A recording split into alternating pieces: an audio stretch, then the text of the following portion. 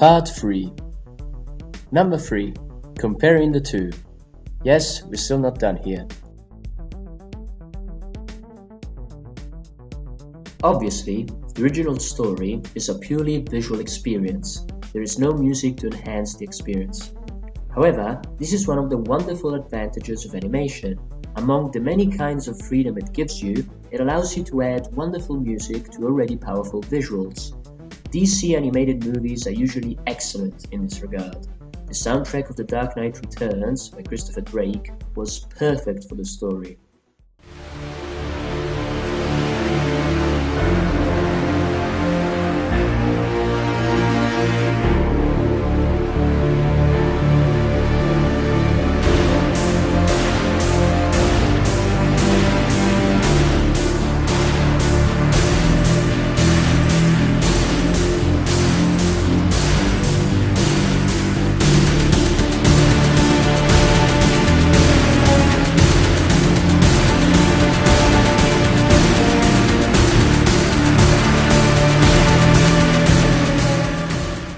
In fact, it was so amazing that I, personally, liked the movie a little more than the comic.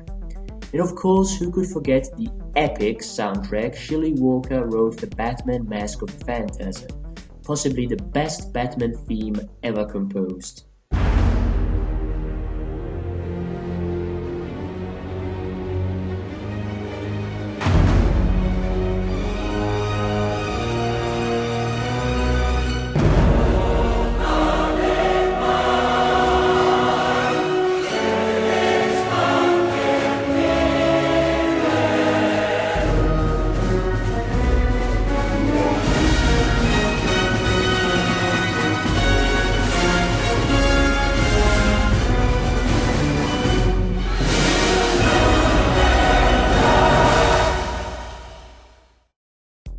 Sadly, the music in the movie is not quite as good as the other examples I brought up. It's not terrible, mind you, but it's kind of forgettable. It doesn't really add much. There was no moment where I thought, wow, this music is beautiful. There are many moments from the movies I mentioned or other movies where the music really adds to the experience. I still think that The Dark Knight Returns or Mask of the Phantasm will still be amazing movies, even with a lesser soundtrack, but the soundtrack makes it even better. This movie is not especially good, therefore the soundtrack could have done the difference. I'm not saying it could have saved the movie, but it could have made some moments better. Case in point, the final flashback. The flashback where Joker falls into the vat of acid and becomes the Joker. I believe this part of the movie to be the best part of the movie. I think everything here is done pretty well, and I like a lot of things in it. I like the animation, I like the colors, I like how it both imitates Brian Bolland's art and also does some things differently. For example, the chemical plant looks very different from the original comic book. Everything is taller, more claustrophobic, and I like that. And some visuals are different, some things from a different angle, and I really like this scene. However, it's not as good as it could have been. It's fine, and in a movie where everything is pretty awful, I rather like this scene. However, this is the scene how it plays out in the movie.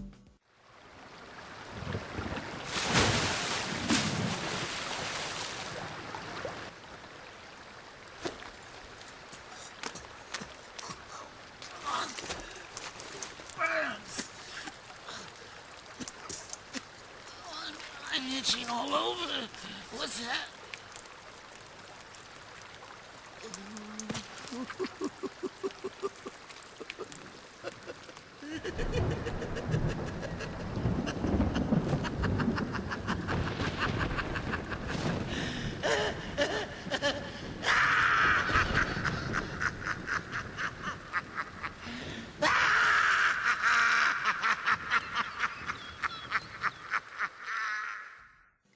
No music, just the voice of the Joker and the sound of the water, which in theory is fine. I'm not saying the music should do all the work in a movie.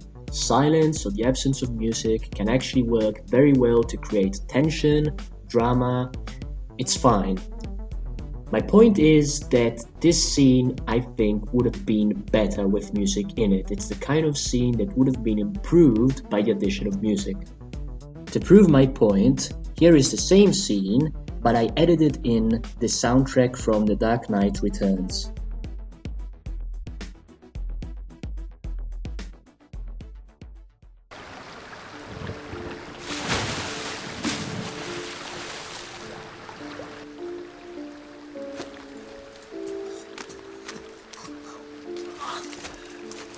Burns. I'm itching all over. What's that?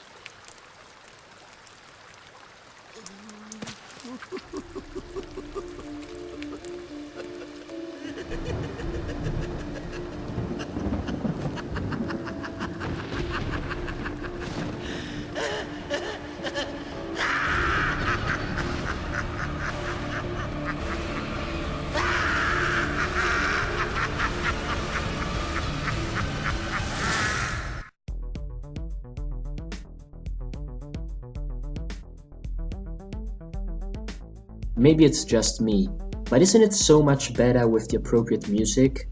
Now, I'm not saying they should have used this specific track, of course, but they could have made an original score that achieved the same effect, I think, and the movie would have been better for it, in my opinion. Now, I don't want to crap on the work of the people who did the music for this movie.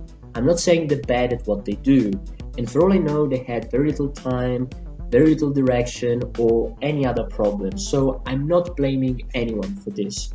All I'm saying is that nothing about the soundtrack really leaves a mark, and I think it could have done quite a bit of difference. However, to be fair, the part of the movie where Joker sings Get Loony is pretty damn good. I don't think anything could have been quite as good as what I hear in my head when I read the comic book. I imagine something so creepy, so crazy, so evil that I don't think anything could quite reach that. But what they did in this movie is pretty good, so kudos. As a light bulb battered bug, simply loony. Sometimes fold and chew the rug. Mr. Life is swell in a padded cell. It'll chase those blues away. You can trade your gloom for a rubber room and injections twice a day. One of the things that I dislike the most about this movie is that by the end, when there is the final confrontation between Batman and Joker, I found myself really not caring about what was going to happen. You must keep in mind that Batman and Joker are my favorite characters of all fiction. Seriously, I am such a nerd that I think Batman and Joker are the two best characters ever made. And yet, this movie managed to make me uninterested in what happened by the end. Why is that? Well, in Batman's case, it's because the first part of the movie had made me think that Batman was a colossal douchebag, and in Joker's case it's because the whole point of the story, the core of the story, the whole point that Joker wants to convey was lost in all the mess. So, by the end, I did not care. This story should be the ultimate confrontation between the two characters, good versus evil, order versus chaos. It's supposed to be amazing. It's my favorite story with my two favorite characters of all time. And in the end, I just didn't care.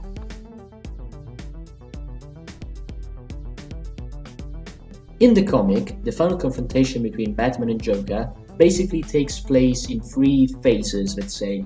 In the first phase, they fight and the Joker runs away.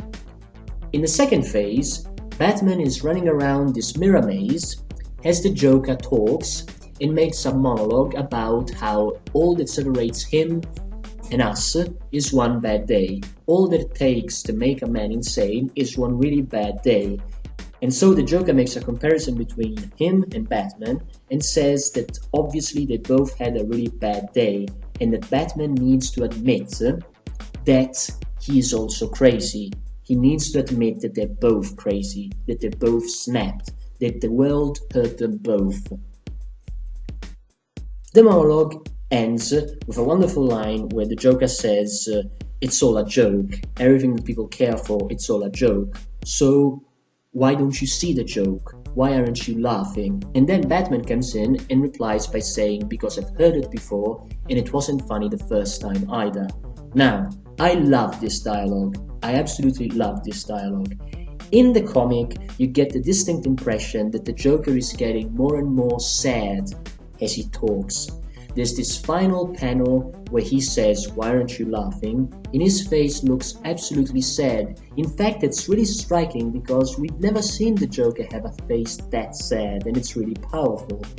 In the movie, the monologue doesn't happen exactly in the same way, and when they have this final confrontation, they're in a room that's upside down.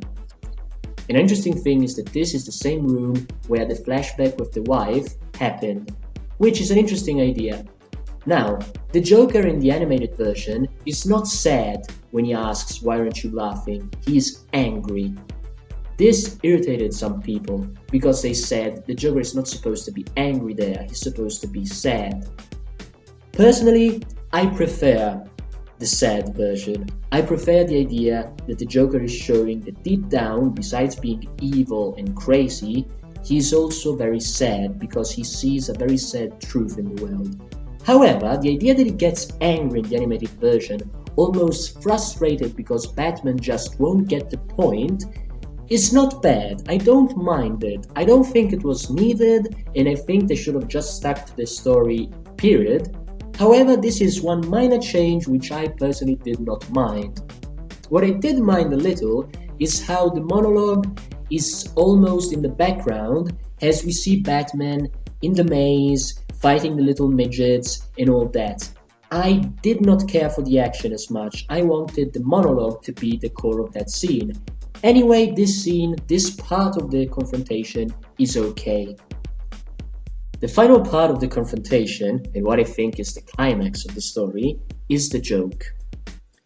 The joke is a wonderful metaphor of the relationship between the two. And this time, unlike the first part of my review, I'll actually read the joke out loud. See, there were these two guys in a lunatic asylum, and one night they decide they don't like living in an asylum anymore. They decide they're going to escape. So, they get up on the roof, and there, just across the narrow gap, they see the rooftops of the town, stretching away in the moonlight, stretching away to freedom. Now, the first guy, he jumps right across with no problem, but his friend daren't make the leap. You see, he's afraid of falling.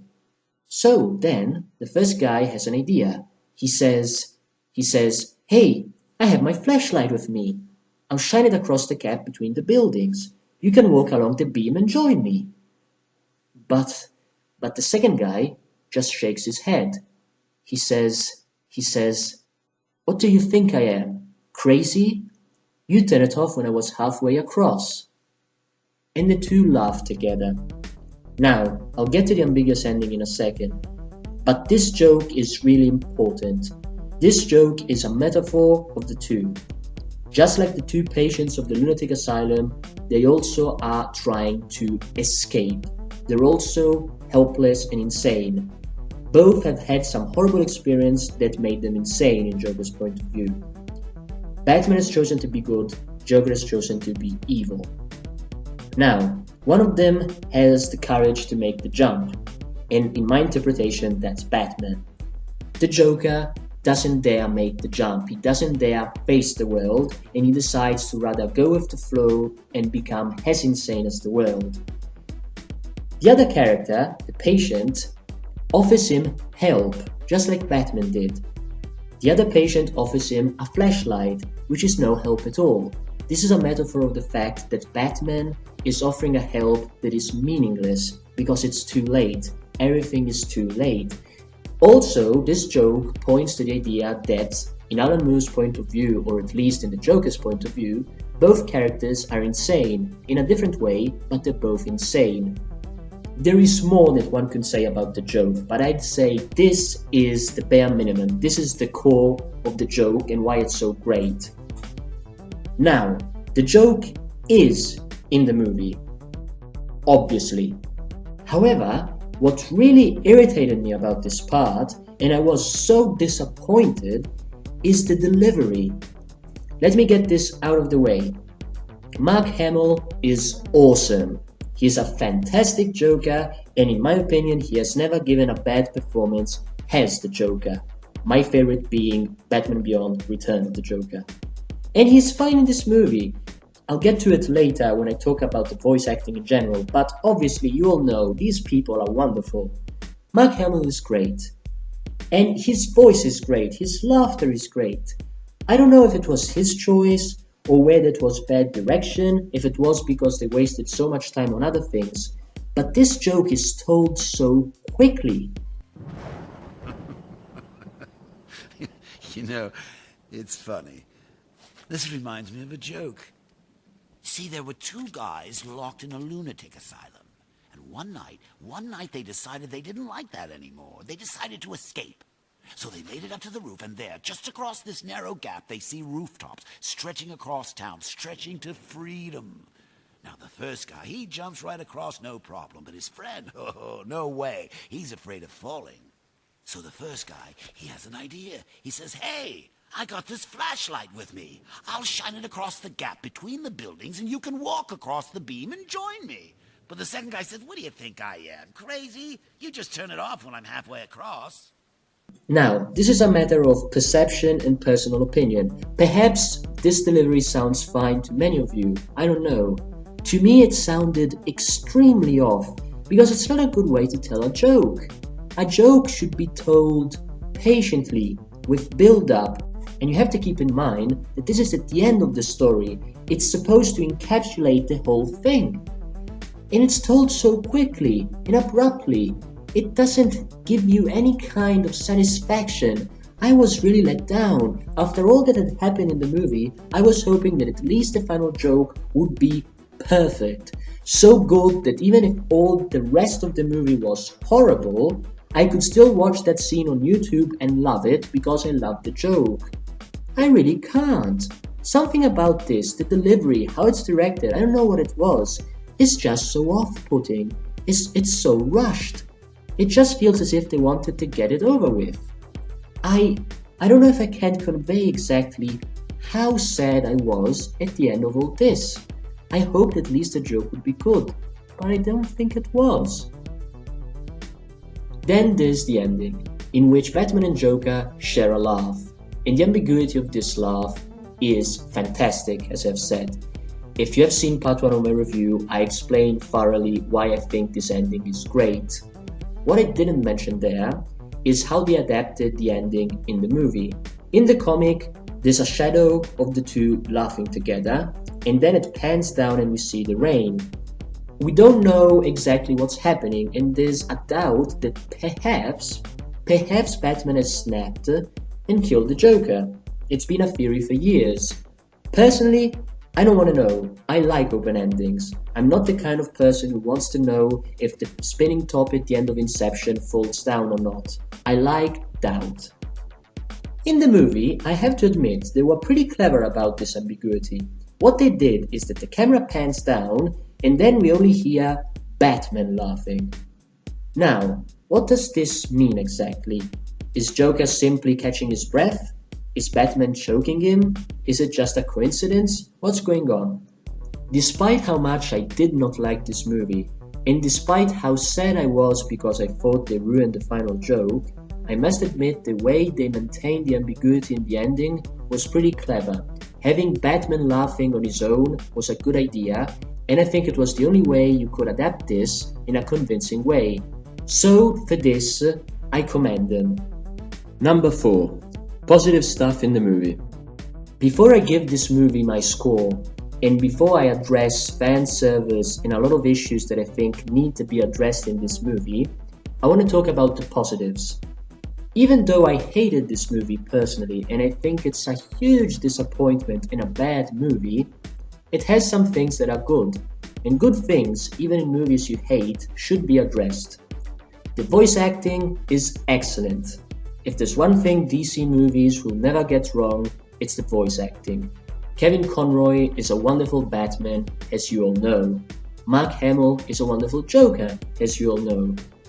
Tara Strong does a great job as Barbara Gordon, even though her character is mistreated, and everyone does a wonderful job in the voice acting department. As I said, the part of the movie where Joker sings Get Loony is pretty damn good and pretty loyal to the original, so kudos for that. I liked some visual ideas and some little changes they did here and there. For example, I liked the look of the chemical plant, I liked the shot of Batman walking into Arkham through the gates. Things like that are nice. I also like that extra scene that wasn't in the comic where we see the corpses left by the Joker with the creepy grin. It wasn't needed, but I admit I'm a sucker for that visual. The visual of the victims of the Joker and the creepy grins always sticks with me, and it's always nice to see. However, as you can plainly see, all these are minor things, and I've talked at length of all the things I did not like. The final thing I want to address about the story, which I did not like, is the fact that by putting in the prologue, they ruined the wonderful circular structure of the story. At the beginning, there's rain, and two guys in a lunatic asylum is the opening of the comic book. At the end, the joke is finally told, and the rain appears again. This circularity is lost, and the final shot of the movie, where we hear the rain, is not as powerful because it doesn't remind you of the beginning, which is what I love about the original. It's circular, it's a loop, nothing ends. It's a wonderful idea. This was lost in the movie. Number 5. Fan service, sexism, and women in refrigerators. Now, I know that when the topics of fan service and sexism pop up, some people roll their eyes. PC liberals, social justice warriors. Personally, I have no problem saying that I am a person of liberal values and feminist values. And I think sexism against women is indeed a serious issue that is often displayed in comics among other forms of media. It should be noted that the original comic had been criticized for being sexist, or at least for mistreating Barbara as a character. Some argued that Barbara in this story was nothing but a tool, a way to affect male characters such as Batman or Gordon. Gail Simone coined the term, women in refrigerators. It refers to the trope of hurting or killing female characters just to affect the male hero, without giving that female character any depth or without caring about her pain.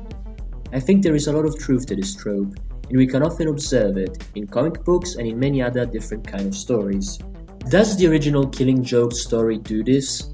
Personally, I never thought so. I always thought the story focuses on Batman and Joker. Everyone else is put to the side to focus on their relationship. Barbara and James Gordon are nothing but pawns in the Joker's plan. I do not think Alan Moore is a sexist, though I do think writing female characters is not his strongest suit. I admire Alan Moore quite a bit, and I do not think this was his intention at the time. However, it should be noted that he himself regretted crippling Barbara, and that, apparently, the editor at the time was indeed sexist when discussing the story. Personally, I think the story is not sexist. If, however, some people disagree, I do not blame them. I can see their point of view. A great opportunity this movie had was to give Barbara more space. I was rather happy to think she was being given more space. As I've said, Barbara is my favorite female character in comics, and I was happy at the idea that she would be developed more in the movie. A DC fan knows how awesome she is, but if one was only to read The Killing Joke, he would not know all there is to her. This movie, however, dropped the ball. Rather than making Barbara a stronger character and giving her depth, they made her a weak character who does everything to prove herself to Batman and has no real personality beyond that. Maybe Azzarello thought he was making her empowered, but she is nothing but a weak woman begging for male approval. A character more concerned with what her love interest thinks of her than doing the right thing. Also, they miss no opportunity to sexualize her. This movie has so many moments where the shot focuses on her ass or focuses on her boobs. A pointless scene of her heavy breathing as she jogs in tight shorts and tight top. A scene of her talking to the mirror in her panties. And let's take the sex scene. It could have been handled in many ways. I think it's a bad concept, but it could have been more tasteful. The camera could have panned away before they took off their clothes. We know what is going to happen. Instead, we see a character stripping, and of course, it's Barbara, so that we can see her bra. Even the scene where Joker undresses Barbara seems to linger on her bra more than necessary. Also, as I have said, there are a lot of hookers in this story, and they are drawn in a very sexual way and put into very skimpy outfits. Yes, I know, hookers dress skimpy in the real world, but here's my rebuttal. Why are there so many hookers in The Killing Joke? The answer is that the hookers, the prologue and most of Barbara's scenes were added in or done in a certain way to be lazy, stupid, pathetic fan service.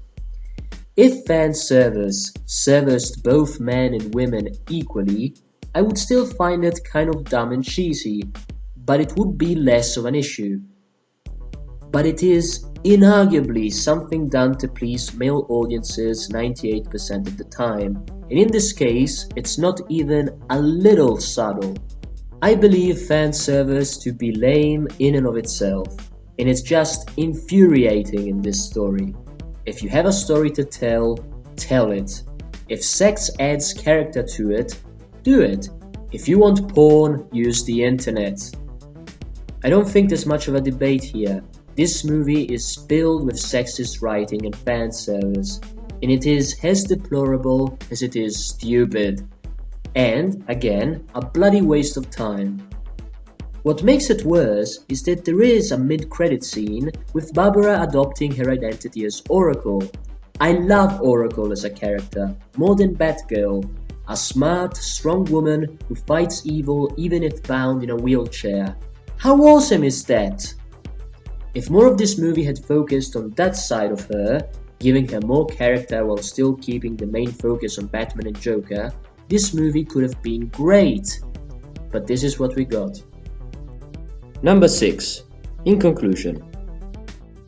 Okay, finally we're at the end of this review. It took a long time because there were many things wrong with this movie in my opinion. My final score for the movie is a 4 out of 10.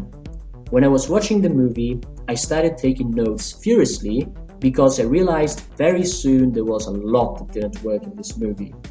When the prologue ended and the movie actually started, I thought to myself that the actual story needed to be perfect in order for me to like this movie.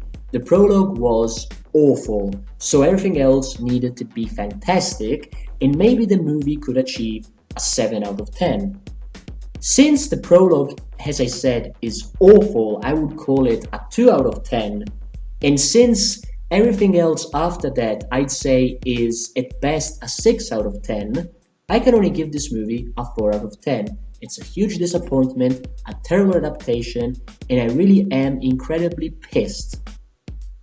This was my review. Let me know what you think. If you agree, what your thoughts on the movie are, and I'll be very interested to hear your opinion.